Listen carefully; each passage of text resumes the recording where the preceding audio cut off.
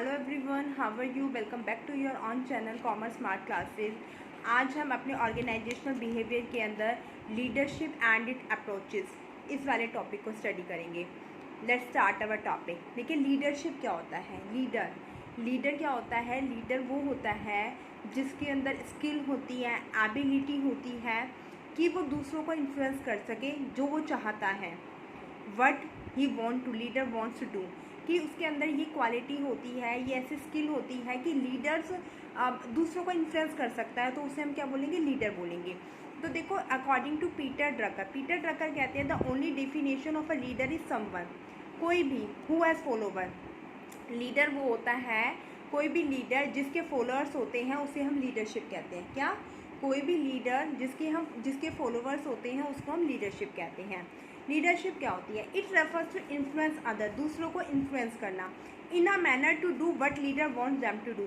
जो लीडर चाहता है उस तरीके से ही दूसरों से काम कराना, उन्हें इन्फ्लुएंस करना, क्या बोलता है? लीडरशिप का मतलब ये होता है कि जो लीडर के अंदर ऐसी क्वालिटी, ऐसी एबिलिटी, ऐसी स्किल्स का होना कि वो दूसरों को इस तरीके से, इस मैनर से इन्फ्लुएंस करे जैसा लीडर चाहे वो वैसा करे, तो उसे बोलते हैं लीडरशिप।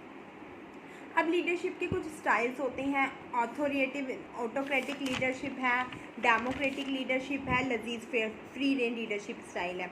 देखो, ऑटोक्रेटिक लीडरशिप क्या होती है? इसमें बेटा जो लीडर होता है ना, वो डोमिनेट नेचर का होता है। मतलब लीडर के पास ही सारी पावर होती है, वो अपने सबॉर्डिनेट से जो करवाना चाहता है वो करवा सकता है। मतलब इसके अंदर जो लीडर है ना, वो धमका के, डरा के सबॉर्डिनेट से काम करवाता है। इस तरीके की जो लीडरशिप होती है ना, उसमें सबॉर्डिनेट बहुत ज़्यादा स्ट्रेस रहते हैं, बहुत ज़्यादा स्ट्रेस में रहते हैं, क्योंकि उनको एक डरा के काम करवाया जाता है। लीडर इस तरीके से इन्फ्लुएंस करता है कि वो काम करते तो हैं, बहुत डरा के करते हैं। वो मतलब अपना डिसीजन नहीं दे सकते, जो लीडर ने बोल दिया उन्हें उसी पे बेस होकर उनको सारा काम करना पड़ता है। इसमें लीडर ही सारे डिसीजन लेता है ऑटोक्रेटिक लीडरशिप में। डेमोक्रेटिक लीडरशिप ऐसी लीडरशिप होती है जिसमें लीडर होता है अपने सबॉर्डिनेट के साथ मिलकर कुछ बातों पर डिसीजन लेकर फिर फाइनल डिसीजन लेता है। मतलब इसके अंदर वो डिसीजन लेने के लिए अपने सबॉर्डिनेट्स को भी इंक्लूड करता है, उनके साथ भी किसी प्रॉब्लम पर विचार विमर्श करता है। इसके अंदर सबॉर्डिनेट भी अपने डिसीजंस देते हैं। उसके बाद उन सारे डिसीजंस को कलेक्ट करने के बाद जो हमारा सुपीरियर होता है वो फाइनल डिसीजन लेता है। जो लीडर होता है हमारा फाइनल डिसीजन लेता है, इसे बोलते हैं डेमोक्रेटिक लीडरशिप। ये सबसे बेस्ट स्टाइल होता है डिसीजन लेने का, क्योंकि इसके अंदर हम जो अपने सबॉर्डिनेट्स हैं उनको भी इंक्लूड करते हैं डिसीजन लेने के लिए, वो भी इंक्लूड होते हैं डिसीजन में, और तभी फाइनल डिसीजन लिया जाता है। उसके बाद होता है लजीज फेयर और फ्री रेंज लीडरशिप स्टाइल। लजीज फेयर होता है फ्री छोड़ दिया जाता है। मतलब इसके अंदर जो लीडर होता है उसका अपने सबॉर्डिनेट के ऊपर कोई भी दबाव नहीं होता। लीडर फ्री, वो जो उसके फॉलोअर्स होते हैं, जो उसके सबॉर्डिनेट होते हैं, वो फ्री होते हैं। वो अपनी मनमानी से काम करते हैं, अपनी मनमानी से जो उन्हें करना होता है वो करते हैं। मतलब इसके अंदर जो लीडर्स होता है अपने फॉलोअर्स को फ्री छोड़ देता है कि तुम अपनी मनमानी से काम करो। इसमें लीडर का कंट्रोल होता है फॉलोअर्स के ऊपर बिल्कुल ज़ीरो होता है। इसमें डेमोक्रेटिक लीडरशिप में लीडर का अपने सबॉर्डिनेट्स के ऊपर पावर तो होती है, ठीक है, बट थोड़ी होती है, और इसमें तो बिल्कुल ही फ्री छोड़ देते हैं। इसमें डेमोक्रेटिक में कंट्रोल होता है, बट लजीज फेयर से ज़्यादा होता है, ऑटोक्रेटिक से कम होता है। और लजीज फेयर में तो बिल्कुल ही उनको फ्री छोड़ दिया जाता है। लजीज फेयर के लीडरशिप स्टाइल के अंदर लीडर का अपने फॉलोअर्स के ऊपर कोई कंट्रोल नहीं होता, वो अपने आप डिसीजन ले सकते हैं। एक और इसमें ऐड कर लो बेटा, transactional leadership style. Transactional, TRANSACTIONAL,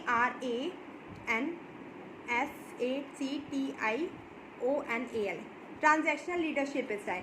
transactional leadership style होता है, इसमें लीडर काम करवाता है रिवार्ड और पनिशमेंट के बेस पे। जैसे आपने मोटिवेशन थ्योरी में देखा था, ट्रेडिशनल थ्योरी में रिवार्ड एंड पनिशमेंट थ्योरी, इस तरीके से जो लीडर काम करता है, लीडरशिप का इस स्टाइल में लीडर काम करवाता है अपने फॉलोअर से रिवार्ड और पनिशमेंट के बेस पे।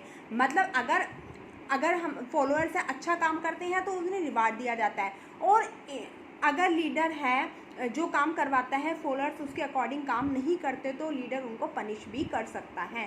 तो इसमें रिवार्ड और पनिशमेंट दोनों ही इंक्लूड किए जाते हैं। इन्हें बोलते हैं ट्रांजैक्शनल लीडरशिप स्टाइल। ठीक है बच्चे, अब हम पढ़ेंगे थ्योरीज ऑफ लीडरशिप। लीडरशिप की थ्योरीज के बारे में पढ़ेंगे। देखो, मेजर लीडरशिप थ्योरीज हैं। कौन कौन सी अप्रोचेज हैं, कौन कौन सी थ्योरीज हैं। थ्योरीज को क्लासीफाइड किया गया है, trade theories, behavioural theories, situational theories, ठीक है, इम्प्लिसिट थ्योरीज, है ना। तो वन बाय वन करके पढ़ते हैं। सबसे पहले बच्चे आप ये कहोगे कि मैम ये इंपॉर्टेंट नहीं है, बट हमारे एग्जाम पॉइंट ऑफ व्यू से, क्योंकि हमारा जो क्वेश्चन पेपर है वो ऑब्जेक्टिव आने वाला है, तो इसमें आपको ये पूछ लेंगे कि कौन सी ऐसी थ्योरी है जो ट्रेड थ्योरी के अंदर नहीं आती, या कौन सी सिचुएशनल थ्योरी के अंदर नहीं आती। तो उस टाइम हम कंफ्यूज हो जाते हैं। इसलिए अपनी नोटबुक में एक बार आप नोट डाउन कर लीजिए, और जब एग्ज़ाम हो ना पास, तो उस टाइम आप ये ना रिवाइज कर लीजिए, क्योंकि आपको पता होना चाहिए कि कौन सी थ्योरी ट्रेड की थ्योरीज़ के अंदर आती है, कौन सी बिहेवियरल थ्योरीज़ के अंदर आती है, कौन सी सिचुएशनल थ्योरीज़ के अंदर आती है, कौन सी इम्प्लिसिट थ्योरी के अंदर आती है। ठीक है बच्चे, देखो ट्रेड थ्योरीज़ के अंदर आती है great man theory, trait theory, X and Y theory. Behavioural theories के अंदर आती है Iowa leadership, Ohio State leadership studies, Michigan leadership style, the managerial grid, Likert's leadership process model. ये सब हमारी बिहेवियरल थ्योरीज़ के अंदर आती हैं। ठीक है, उसके बाद होती है सिचुएशनल थ्योरीज। सिचुएशनल थ्योरीज़ के अंदर आती है फ्रेड फिडलर्स की कंटीजेंसी थ्योरी, पाथ गोल थ्योरी, हर्सी और ब्लैंचार्ड की सिचुएशनल लीडरशिप थ्योरी। उसके बाद हमारी इम्प्लिसिट थ्योरीज़ के अंदर आती है attribution theory, charismatic theory and transformational leadership theory. ये सारी हमारी इम्प्लिसिट थ्योरीज़ के अंदर आती हैं। आपको मैं one by one in theories के बारे में बताऊंगी डीप में। पहले आप जो इनका क्लासिफिकेशन है कि ट्रेड थ्योरी में, सिचुएशन में और बिहेवियरल में और इम्प्लिसिट थ्योरीज़ के अंदर किन किन थ्योरीज़ को इंक्लूड किया गया है, ये आप एक बार फर्स्ट ऑफ ऑल अपनी कॉपी में नोट डाउन कर लीजिए। ठीक है, उसके बाद हम पढ़ते हैं great man theory of leadership. Great man theory of leadership क्या होते हैं? Great man theory of leadership के अंदर ये कहा जाता है कि जो लीडर्स होते हैं वो बॉर्न होते हैं, मतलब जो नेता होते हैं वो बाय बर्थ होते हैं, उनमें जन्म से ही नेतागिरी के गुण होते हैं। उनमें कहते हैं कि उनमें जन्म से ही नेतागिरी के क्या होते हैं, गुण होते हैं। वो बनाए नहीं जाते, वो बॉर्न ही होते हैं। नेता जन्म लेते हैं, वो बनाए नहीं जाते। Is the basic belief of this theory. ये इस बिलीफ पर टिकी हुई है कि leaders are born not made. Leaders born होते हैं, मेड नहीं होते। Some people born leaders by birth. वो कहते हैं कि कुछ पीपल होते हैं, कुछ लीडर्स होते हैं वो बाय बर्थ ही बोर्न, मतलब बाय बर्थ ही लीडर होते हैं। ठीक है, this theory is developed by Scottish philosopher and historian Thomas Carlyle. जो हमारी great man theory of leadership है वो हमारी हिस्टोरियन थॉमस कैरल के द्वारा दी गई है। इसके अंदर जो थॉमस कैरल है वो ये कहते हैं कि leaders are born not made, कि लीडर्स बॉर्न होते हैं, वो जन्म से ही पैदा होते हैं और वो बनाए नहीं जाते, उनमें क्वालिटी को इंक्लूड नहीं किया जाता, वो जन्म से ही उनके अंदर वो क्वालिटी, वो ट्रेड्स आते हैं। फिर ट्रेड थ्योरी कहती है, ट्रेड थ्योरी को हम नोन एज डिस्पोजिशनल थ्योरी, इसको हम डिस्पोजिशनल थ्योरी कहते हैं। ये थ्योरी कहती है कि लीडर्स होते हैं, उनमें कुछ तो ट्रेड्स होते हैं वो बाय बर्थ होते हैं, जन्म से ही होते हैं, और कुछ होते हैं वो एक्वायर करते हैं। ट्रेड थ्योरी के अंदर क्या कहते हैं कि जो लीडर्स होते हैं वो उनमें जो ट्रेड्स होते हैं बाय बर्थ होते हैं। Some traits are by birth and some traits are acquired. कुछ ट्रेड्स होते हैं जो बाय बर्थ होते हैं, जो उन्हें अपनी इनहेरिटी से मिलते हैं, बट कुछ होते हैं जो कि एक्वायर किए जाते हैं। देखा होगा ना कि जैसे जो नेता होते हैं उनके बच्चे भी नेता बनते हैं, मोस्टली पॉलिटिक्स लाइन में जाते हैं, तो वो इसी थ्योरी पे बेस होती है कि जो लीडर्स होते हैं वो बॉर्न होते हैं, बनाए नहीं जाते, उनमें मतलब वो इनहेरिटेंस चलती रहती है, जेनेटिकली चलती रहती है। वो पापा लीडर है तो बेटा भी पॉलिटिक्स में आ गया, फिर उनका बच्चा भी पॉलिटिक्स में आ गया, इस तरीके से ये चलती रहती है, तो इसे बोलते हैं ट्रेड थ्योरी। ठीक है, इसके अंदर कुछ बॉर्न होते हैं, कुछ एक्वायर होते हैं। उसके बाद होती है X and Y theory. X and Y theory describe करती है two contrasting set of assumptions that manager make about their worker. इसके अंदर दो कंट्रास्ट सेट ऑफ एजम्पशंस को शामिल किया गया है जो कि मैनेजर अपने वर्कर से चाहता है। This theory is developed by Douglas McGregor. आपने पढ़ी होगी ना, एमसी ग्रोगर के द्वारा दी गई थी 1960 के अंदर। इसमें दो कंट्रास्ट कौन से हैं, क्या चाहता है? एक्स थ्योरी के अंदर तो मैनेजर होता है वो अपने वर्कर से काम कराना चाहता है, वो कहता है कि मैनेजर होते हैं, मैनेजर सोचता है कि जो एम्प्लॉयज़ होते हैं, जो सबऑर्डिनेट्स होते हैं, वो काम करना नहीं चाहते, वो एक्टिव नहीं होते, वो लेज़ी होते हैं, वो एम्बिशियस नहीं होते, उनसे काम कराया जाता है, उनके अंदर क्वालिटी बनाई जाती है। ठीक है, और दूसरे में वो कहता है, वाई थ्योरी के अंदर वो कहता है कि लीडर्स के वो जो सबऑर्डिनेट्स होते हैं, मैनेजर सोचता है जो सबऑर्डिनेट्स होते हैं वो काम करना चाहते हैं, वो एम्बिशियस होते हैं, वो काम के प्रति लगाव रखते हैं। तो इस तरीके से ये एक्स एंड वाई थ्योरी है, जिसमें एक्स थ्योरी होती है वो कम्प्लीटली अपोजिशन है वाई थ्योरी का, ठीक है। एक्स थ्योरी में मैनेजर का मानना होता है कि जो सबऑर्डिनेट्स होते हैं वो काम करना नहीं चाहते, but in Y theory manager think that the subordinate wants to do work, they are active in nature, they are ambitious, ठीक है बच्चे। और ये किसके द्वारा दी गई थी? ये एमसी ग्रेगर के द्वारा दी गई थी 1960 के अंदर। उसके बाद है Iowa leadership style. Iowa leadership style क्या होता है? ये कूट लेविन के द्वारा दिया गया। जो आयोवा लीडरशिप स्टाइल है ये कूट लेविन के द्वारा दिया गया है। कूट लेविन ने आयोवा यूनिवर्सिटी के अंदर रिसर्च किया था। जो ये लीडरशिप का स्टाइल है ये रिसर्च पर बेस्ड है। ये कहाँ पर रिसर्च हुआ था? आयोवा यूनिवर्सिटी के अंदर रिसर्च हुआ था, इसीलिए इस लीडरशिप थ्योरी का नाम आयोवा लीडरशिप स्टाइल थ्योरी रखा गया है। एंड इस कलीग, और ये किसके द्वारा? कूट लेविन के कलीग्स हैं लिपिड और वाइट, उन्होंने भी इसमें कंट्रीब्यूशन दिया है। मेन तो ये दी है कूट लेविन में, बट इसमें कंट्रीब्यूशन है वो उनके कलीग्स लिपिड और वाइट का भी है। इसके अंदर 3 लीडरशिप के स्टाइल बताए गए हैं, ऑटोक्रेटिक, डेमोक्रेटिक और लजीज फ्री। ऑटोक्रेटिक में तो आपको पता है डोमिनेट नेचर होता है लीडर का, वह मतलब सबऑर्डिनेट से जो चाहता है वो करवाता है, उनको डरा धमका के करवाया जाता है। डेमोक्रेटिक में उनको थोड़ा सा डिसीजन लेने के लिए फ्री छोड़ दिया जाता है, वो अपने डिसीजन प्रोवाइड कर सकते हैं। और लजीज फ्री में बिल्कुल ही फ्री छोड़ दिया जाता है, आउट ऑफ कंट्रोल हो जाते हैं जो सबऑर्डिनेट होते हैं। तो इस आयोवा लीडरशिप स्टाइल में जब थ्योरी के अंदर जब रिसर्च किया गया कूट लेविन के द्वारा आयोवा यूनिवर्सिटी के अंदर, तो ये पाया गया कि अगर एक लीडर होता है वो अपने सबऑर्डिनेट से काम करवाना चाहता है तो उसको डेमोक्रेटिक स्टाइल को फॉलो करना चाहिए, ना तो उनके ऊपर बंदिशें ही लगानी चाहिए ज़रूरत से ज़्यादा, ना उनको ज़रूरत से ज़्यादा फ्री छोड़ना चाहिए। वो कहता है कि उनको डेमोक्रेटिक लीडर को डेमोक्रेटिक स्टाइल अप्लाई करना चाहिए। कंपनी में एक ऑर्गेनाइजेशन होता है, उसके मैनेजर को डेमोक्रेटिक स्टाइल को फॉलो करना चाहिए, मतलब उनको अपने सबऑर्डिनेट के साथ मिलकर काम करना चाहिए। तो इस थ्योरी के अंदर जो डेमोक्रेटिक जो स्टाइल है उसको इफेक्टिव माना गया है, इस स्टाइल को अच्छा माना गया है, ठीक है बच्चे। आयोवा के अंदर 3 स्टाइल में सबसे अच्छा स्टाइल है वो डेमोक्रेटिक स्टाइल है। उसके बाद होता है Michigan leadership style. Michigan leadership style है या मिचिगन लीडरशिप स्टडीज़, ठीक है। मिचिगन लीडरशिप स्टडीज़ है, इट इज़ डेवलप। सबसे पहले तो ये किसके द्वारा डेवलप की गई? इनके नाम बेटा, इनके प्रोफाउंडर होते हैं ना, उनको जरूर लर्न करना कि ये थ्योरीज हैं किसके द्वारा दी गई हैं, ठीक है बच्चे। तो जो मिचिगन लीडरशिप थ्योरी है वो दी गई है रैंसिस लिकट के द्वारा। कहाँ पर दी गई है? किसके द्वारा दी गई है? रैंसिस लिकट के द्वारा दी गई है in the university of Michigan. Michigan university के अंदर this theory is given by the Rensis Likert in the university of Michigan in 1950। 1950 के अंदर मिचिगन यूनिवर्सिटी में रैंसिस लिकट जी ने ये मिचिगन लीडरशिप स्टाइल के बारे में बताया था। वो बताते हैं he suggested that the type of leadership that enhance the productivity and job satisfaction among worker. उन्होंने लीडरशिप के टाइप के बारे में बताया है जिससे कि जो प्रोडक्टिविटी है उसको भी एनहेंस किया जा सकता है और जॉब सेटिस्फैक्शन वर्कर्स की जो जॉब है उनको भी उसको भी सेटिस्फाई किया जा सकता है और साथ ही साथ प्रोडक्टिविटी को भी एनहेंस किया जा सकता है। मिचिगन लीडरशिप स्टडी के अंदर रैंसिस लिकट जी बताते हैं कि how which leadership style is best to enhance the productivity, कि कौन सा लीडरशिप स्टाइल है बेस्ट होता है टू एनहेंस द प्रोडक्टिविटी को एनहेंस करने के लिए and job satisfaction among the worker. जो ऑर्गेनाइजेशन में वर्कर काम कर रहे हैं उनकी जॉब को सेटिस्फाई करने के लिए और प्रोडक्ट को एनहेंस करने के लिए, प्रोडक्टिविटी को बढ़ाने के लिए कौन सा लीडरशिप स्टाइल बेस्ट होता है, कौन सा लीडरशिप स्टाइल है वो फॉलो करना चाहिए। इसी तरीके से आपने ओयू के आयोवा लीडरशिप स्टाइल के अंदर पढ़ा था जो कूट लेविन जी ने दिया था। उन्होंने भी लीडरशिप स्टाइल के बारे में बताया था कि विच लीडरशिप स्टाइल इज़ बेस्ट। इसी तरीके से मिचिगन जो लीडरशिप स्टाइल है उसके अंदर भी रैंसिस लिकट ने यही बताया कि कौन सा लीडरशिप स्टाइल है वो अच्छा होता है। तो the studies identify 2 broad leadership style. इसके अंदर 2 लीडरशिप के स्टाइल बताए गए हैं, एक तो एम्प्लॉय ओरिएंटेशन और एक प्रोडक्ट ओरिएंटेशन।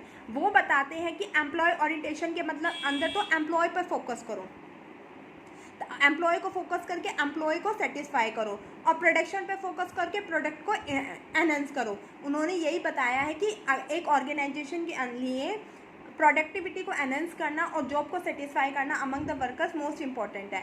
तो इसके अंदर उन्होंने बताया है 2 लीडरशिप स्टाइल के बारे में। एक तो एम्प्लॉय ओरिएंटेशन, एम्प्लॉय ओरिएंटेशन के अंदर तो आप एम्प्लॉय को फोकस करो, एम्प्लॉय पर फोकस करो, उनकी जॉब को सेटिस्फाई करो, उनको सेटिस्फाई करो। और प्रोडक्शन ओरिएंटेशन के अंदर आप प्रोडक्शन पर फोकस करो, ठीक है। They also identified 3 critical characteristics of effective leader. उन्होंने 3 क्रिटिकल कैरेक्टरिस्टिक्स भी बताई हैं एक लीडर के अंदर। कौन सी? Task oriented behaviour, relationship oriented behaviour और पार्टिसिपेट बिहेवियर। देखो बेटा क्या होता है, टास्क ओरिएंटेड बिहेवियर के अंदर क्या करता है एक लीडर होता है, वो टास्क पर, वो प्रोडक्शन पर ज़्यादा ध्यान देता है, वो वर्क पर ज़्यादा ध्यान देता है। इस लीडरशिप स्टाइल के अंदर जो लीडर होता है वो टास्क पर, वो वर्क पर ज़्यादा ध्यान देता है, वो प्रोडक्शंस पर ज़्यादा ध्यान देता है। और रिलेशनशिप ओरिएंटेड बिहेवियर के अंदर वो एम्प्लॉय के साथ रिलेशन पर ज़्यादा ध्यान देता है, एम्प्लॉयज़ को सेटिस्फाई करने पर ज़्यादा ध्यान देता है, उनकी जॉब को सेटिस्फाई करने पर ज़्यादा ध्यान दिया जाता है। और पार्टिसिपेट बिहेवियर के अंदर वो एम्प्लॉयज़ के साथ मिलकर काम करता है, एम्प्लॉयज़ को भी डिसीजन मेकिंग में इंक्लूड करता है, एम्प्लॉयज़ के साथ एम्प्लॉयज़ को सिर्फ सजेस्ट करता है, एम्प्लॉयज़ के साथ मिलकर चलता है पार्टिसिपेट बिहेवियर के अंदर, ठीक है बच्चे। तो ये 3 लीडरशिप स्टाइल हैं जो किसने दी है? रैंसिस लिकर्ट जी ने दी है। क्यों दी है? प्रोडक्टिविटी को एनहेंस करने के लिए और job satisfaction among the workers. Okay बच्चे, उसके बाद हम पढ़ेंगे the most important theories that is the managerial grade. The managerial grade या लीडरशिप स्टाइल भी इसे बोलते हैं, ठीक है। सबसे पहले हम पढ़ते हैं, it was developed by Robert R Blake and Jane Mouton. जो हमारा मैनेजरियल ग्रेड लीडरशिप स्टाइल है वो रॉबर्ट आर ब्लेक के द्वारा और जेन मॉर्टन के द्वारा 1964 में दिया गया। क्या किसके द्वारा दिया गया है? ये रॉबर्ट ब्लेक के द्वारा और जेन मॉर्टन के द्वारा 1964 में दिया गया है। This model identified 5 different leadership style. इसके अंदर 5 तरह के अलग अलग तरह के लीडरशिप स्टाइल के बारे में बताए गए हैं जो कि बेस्ड है। एक तो concern for people and concern for production. इसके अंदर पीपल पर भी कंसर्न किया गया और प्रोडक्शन पर भी कंसर्न किया गया। और इसके अंदर ये बताया गया है कि एक कंपनी में मैनेजर को कौन सा लीडरशिप स्टाइल फोकस करना चाहिए। बेटा ये मैनेजरियल ग्रेड के अंदर ना ऐसे करके ना 81 लीडरशिप स्टाइल बन जाते हैं। कितने बन जाते हैं? 81 लीडरशिप स्टाइल बन जाते हैं। क्योंकि देखो ये बॉक्सेस होते हैं ना, यहाँ पे 1 to 9, ऐसे भी 1 to 9, फिर ये 1 to 9, फिर ये 1 to 9, तो 9 into 9 की बन जाती है मैट्रिक्स। तो ये कितने लीडरशिप स्टाइल बनाती है? 81 लीडरशिप स्टाइल बनाती है। जो हमारा ये प्रोडक्शन होता है 1 2 3 4 5 6 7 8 9 तक चलता है। इधर से पीपल भी 9 तक चलते हैं, फिर ये प्रोडक्शन 9 तक चल रहा है यहाँ। तो 9 into 9 की मैट्रिक्स हो जाती है। तो इसलिए इसमें 81 लीडरशिप स्टाइल के बारे में बताया गया है, ठीक है। और ये इसका डेवलपमेंट किसने किया है? प्रोफाउंडर कौन है? Robert R Blake and Jane Mouton. Mainly तो यही है कि who was developed managerial grid leadership style. तो क्या है? Robert R Blake and Jane Mouton, ठीक है। 1964 में किया था। अब देखो क्या करते हैं, इन्होंने एक्स एक्सिस पर तो कंसर्न फॉर प्रोडक्शन पर फोकस किया है और वाई एक्सिस के ऊपर इन्होंने पीपल के ऊपर फोकस किया है। किसके ऊपर फोकस किया है? पीपल के ऊपर। एक्स एक्सिस में वो प्रोडक्शन के ऊपर फोकस करते हैं और वाई एक्सिस पे वो पीपल के ऊपर फोकस करते हैं। अब देखो पहले प्रोडक्शन 1 चला, फिर 2 चला, फिर 3 चला, फिर 4 चला, 5 चला, ऐसे करके 9 लो से लेके हाई पहुंच गया। इसी तरीके से पीपल पहले 1 फिर 2 फिर पहले 1 फोकस फिर 2 फोकस, ऐसे करके 9 तक पहुंच गया लो से हाई। इस तरीके से यहाँ पे चला 9 8 7 6 5 4 3 2 1 ऐसे चला।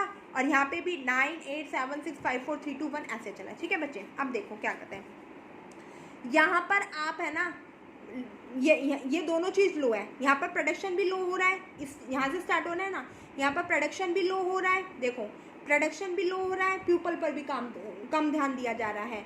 1 प्रोडक्शन, ये 1 किसको आइडेंटिफाई कर रहा है? प्रोडक्शन को। ये 1 किसको आइडेंटिफाई कर रहा है? पीपल को। क्यों? यहाँ पे प्रोडक्शन भी 1 और पीपल भी 1, दोनों ही चीज़ बराबर हैं। दोनों चीज़ों पर कम ध्यान दिया जा रहा है, दोनों ही चीज़ों पे कम फोकस किया जा रहा है। तो ये जो मैनेजरल स्टाइल होता है, लीडरशिप स्टाइल होता है, ये सबसे पुअर होता है, ठीक है बच्चे। ये सबसे लीडरशिप स्टाइल होता है, ये सबसे पुअर होता है। इसमें इम्प्रूवमेंट करने की ज़रूरत होती है। तो इस लीडरशिप स्टाइल को बोलते हैं इम्प्रूवरिस्ट मैनेजमेंट। क्या बोलते हैं? इम्प्रूवरिस्ट मैनेजमेंट, जिसमें इम्प्रूवमेंट की ज़रूरत है। आप ध्यान रखना, जहाँ पर पीपल पर भी कम फोकस किया जा रहा है और प्रोडक्शन पर भी कम फोकस किया जा रहा है, तो वहाँ पर इम्प्रूवमेंट की ज़रूरत होगी ना, तो इसे बोलेंगे इम्प्रूवरिस्ट मैनेजमेंट। ठीक है बच्चे, दोनों में इम्प्रूवमेंट की ज़रूरत होती है। उसके बाद देखो क्या होता है यहाँ पर प्रोडक्शन पे तो पूरा ध्यान दिया जा रहा है, पूरा 100% प्रोडक्शन पे ध्यान दिया जा रहा है, पर प्यूपल पर फोकस ही नहीं किया जा रहा। बस काम काम काम काम पर ध्यान दे रहे हो, प्रोडक्शन पर ध्यान दे रहे हो, पर जो वर्कर्स होते हैं उनको सेटिस्फाई नहीं कर रहे, उनकी जॉब को सेटिस्फाई नहीं कर रहे। तो ये लीडरशिप स्टाइल भी अच्छा नहीं माना गया है, क्योंकि इसमें टास्क का मतलब क्या होता है, प्रोडक्शन से होता है। टास्क का मतलब क्या होता है, काम से होता है। तो इसमें सिर्फ 9 है, मतलब प्रोडक्शन तो बहुत ज़्यादा हो रहा है, प्यूपल पर फोकस ना के बराबर होता है। तो ये इसमें टास्क पर ध्यान दिया जाता है, तो इस लीडरशिप स्टाइल को भी अच्छा नहीं माना गया। इसको क्या बोलेंगे, टास्क मैनेजमेंट, क्योंकि इसमें टास्क मतलब प्रोडक्शन पर फोकस किया जा रहा है, तो इसे टास्क मैनेजमेंट बोलते हैं इस लीडरशिप स्टाइल को।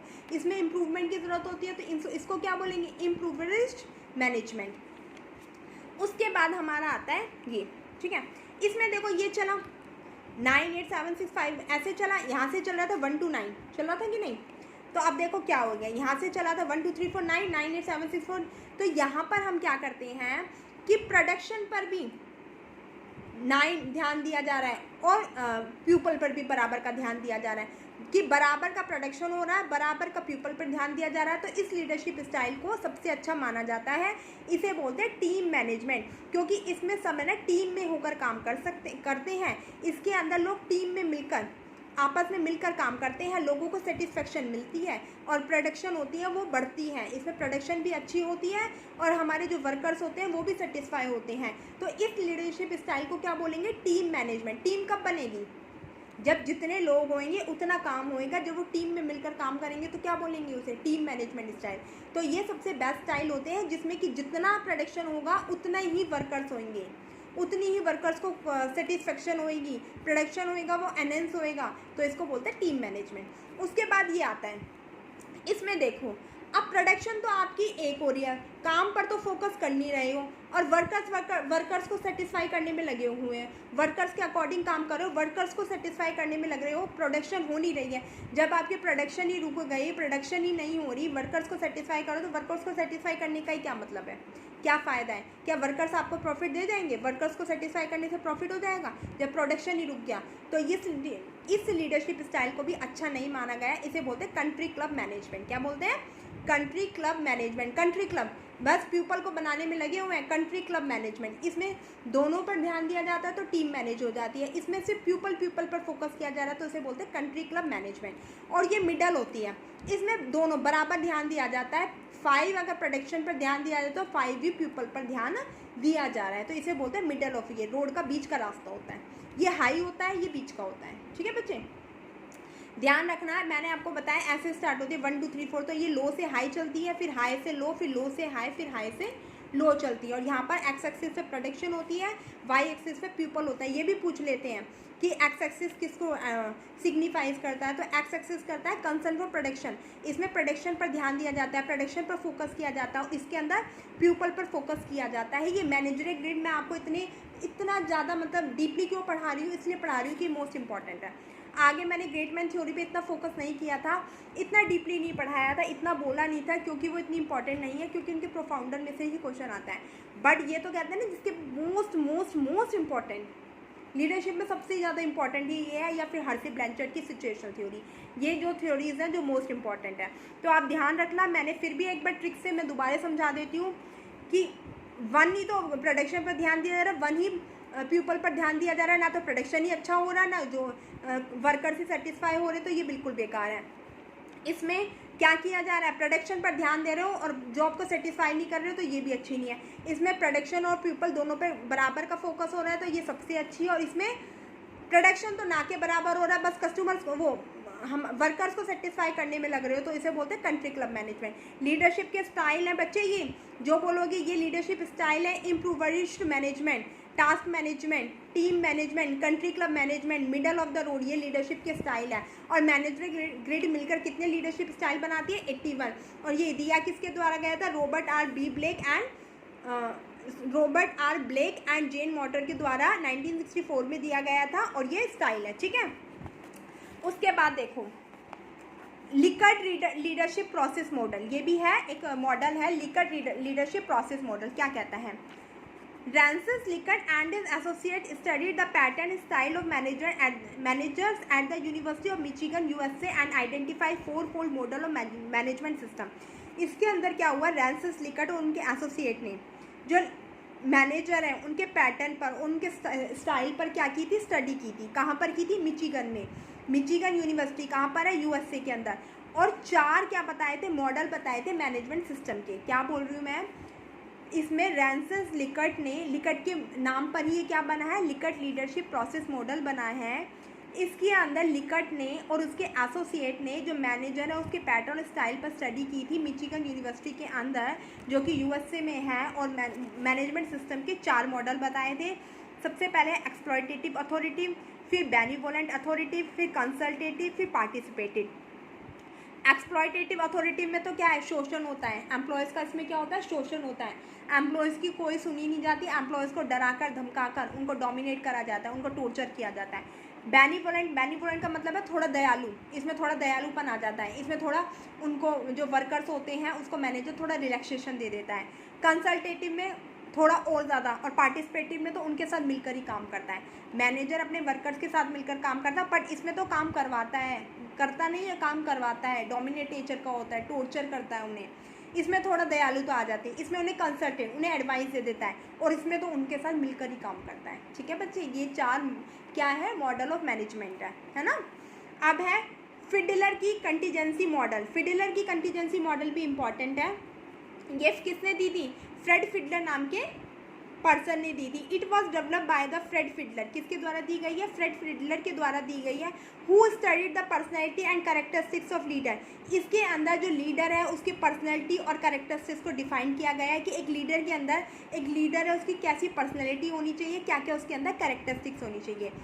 कॉन्टीजेंसी थ्योरी है. इस फिडलर कंटीजेंसी थ्योरी के अंदर लीडर की पर्सनैलिटी कैसी होनी चाहिए, उसके अंदर क्या क्या विशेषता होनी चाहिए अपने फॉलोवर से काम कराने के लिए. तो देखो क्या कहता है, the model state that there is no best style for leadership. इसके अंदर ये कहा गया है कि कोई भी स्टाइल है लीडरशिप का वो अच्छा नहीं होता.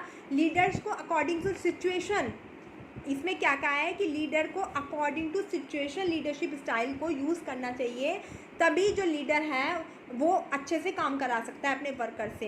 ए लीडर इफेक्टिवनेस, जो लीडर की इफेक्टिवनेस होती है वो किस पर बेस होती है, सिचुएशन को, कि लीडर को according to situation leadership style का यूज़ करना चाहिए. अकॉर्डिंग टू सिचुएशंस लीडर को अपने फॉलोअर से काम करवाना चाहिए, तभी लीडर्स की इफेक्टिवनेस दिखती है.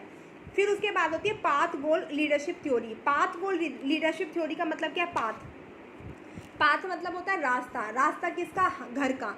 मुझे घर का रास्ता बता दो. तो ये पाथ गोल थ्योरी किसने दी है बेटा, रॉबर्ट हाउस ने दी है, रॉबर्ट जे हाउस ने.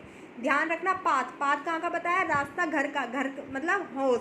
तो रॉबर्ट जे हाउस ने दी है. Path goal theory leadership theory is given by Robert J house. किसके द्वारा दी गई है, रॉबर्ट जे हाउस के द्वारा दी गई है. As per this theory effective leaders give their employees a clear path. इसके अंदर जो लीडर्स होते हैं वो अपने एम्प्लॉयज़ को एक बिल्कुल क्लियर रास्ता बताते हैं कि कैसे ऑर्गेनाइजेशंस के गोल को पूरा किया जा सकता है.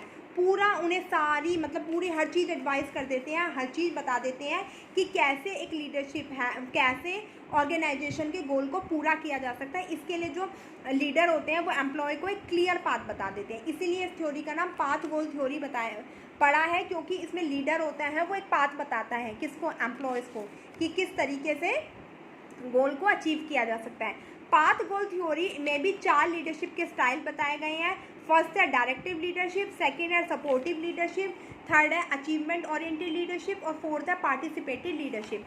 देखो कैसे, डायरेक्टिव लीडरशिप क्या होती है, provide clear guidelines with regard to the process. इसमें प्रोसेस के बारे में डायरेक्ट मतलब बेटा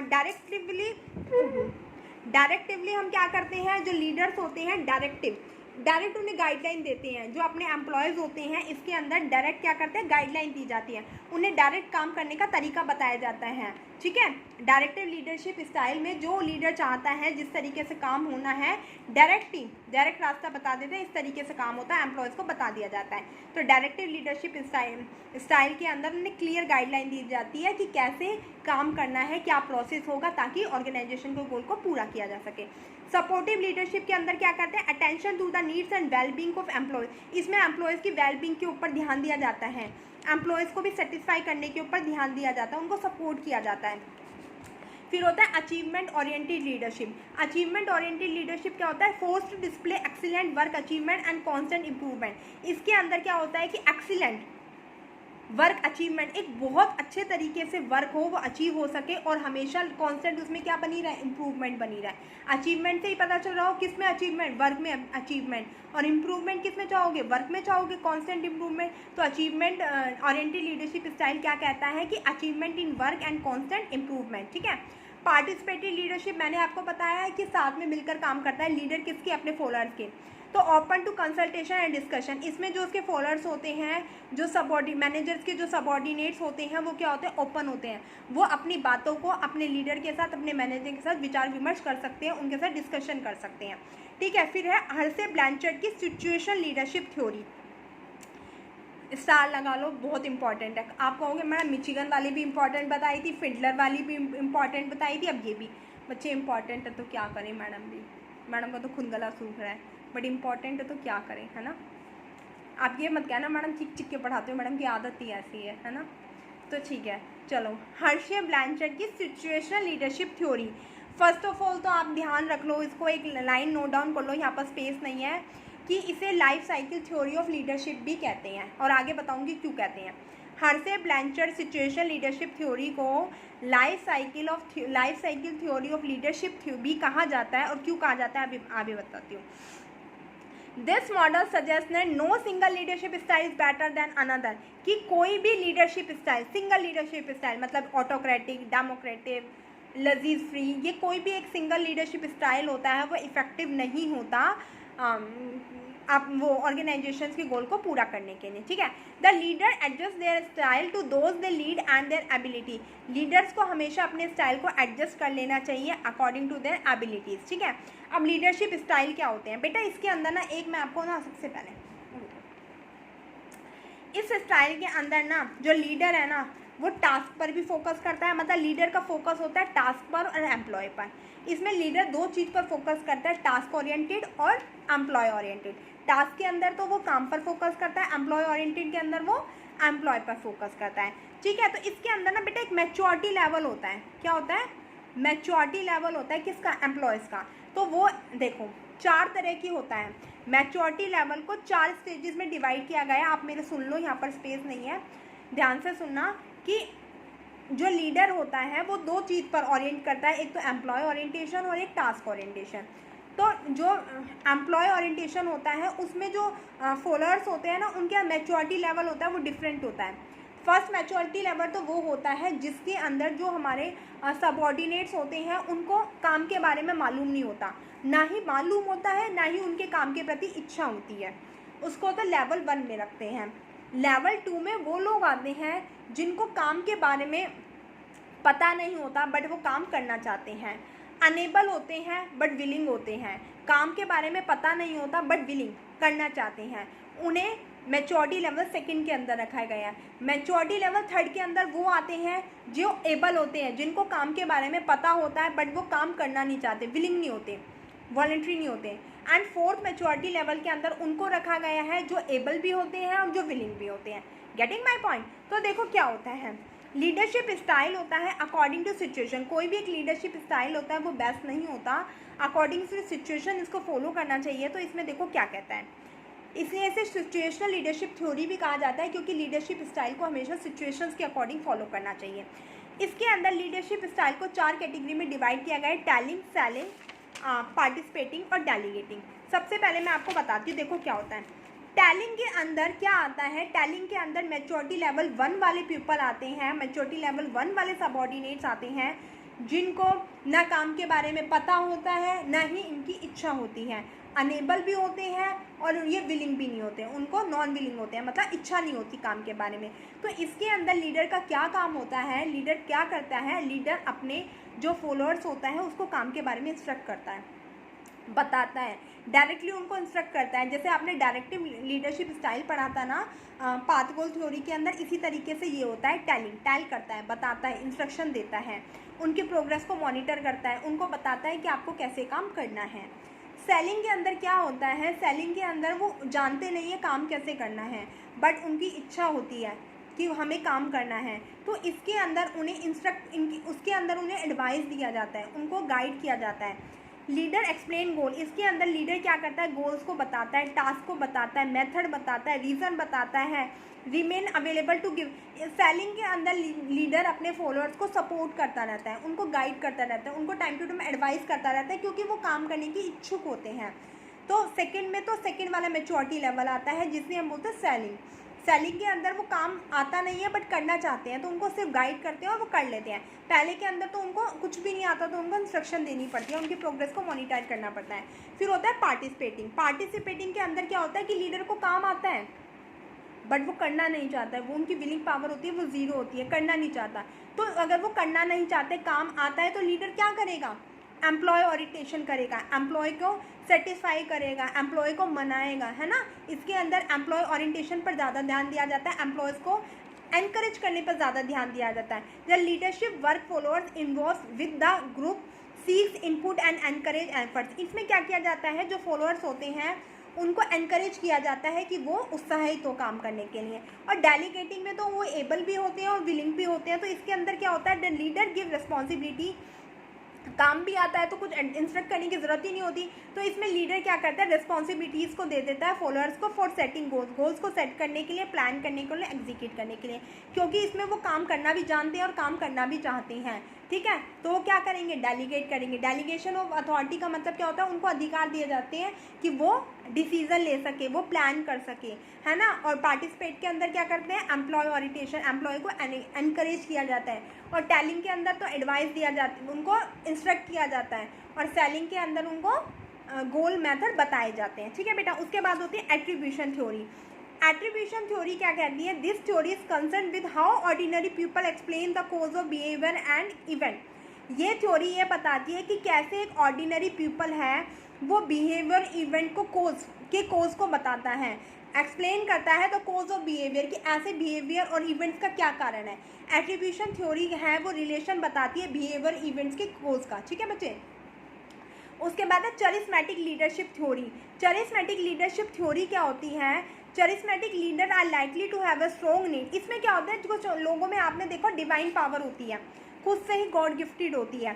तो चरिस्मेटिक लीडरशिप थ्योरी में के अंदर वो कहते हैं कि कुछ लोगों का मिथ होता है कि लोगों में मतलब खुद से ही वो पावर होती है, खुद से ही गॉड गिफ्टेड होती है, खुद से ही डिवाइन पावर, दिव्य शक्ति होती है कुछ लोगों के अंदर।